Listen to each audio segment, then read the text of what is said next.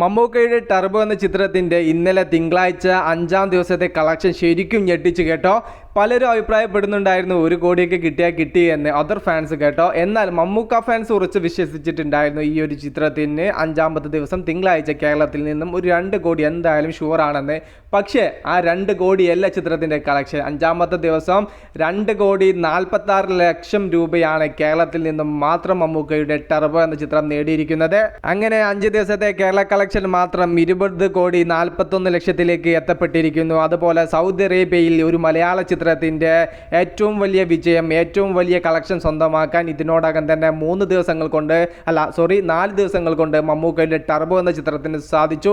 Industry hit ആയിരിക്കുകയാണ് Saudi അറേബ്യയിൽ മമ്മൂക്കയുടെ ടർബോ. അതുപോലെ ഓസ്ട്രേലിയയിലെ കളക്ഷൻ റിപ്പോർട്ട് വന്നിരിക്കുകയാണ്. ഒരു മമ്മൂക്ക ചിത്രത്തിന് ഇതുവരെ കിട്ടിയതിൽ വെച്ച് ഏറ്റവും ഉയർന്ന കളക്ഷനാണ് 4 ദിവസം കൊണ്ട് പല സിനിമകളുടെയും മമ്മൂക്ക സിനിമകളുടെ ലൈഫ് ടൈം കളക്ഷൻ ഓസ്ട്രേലിയയിൽ ടർബോ തകർത്തിരിക്കുന്നത്.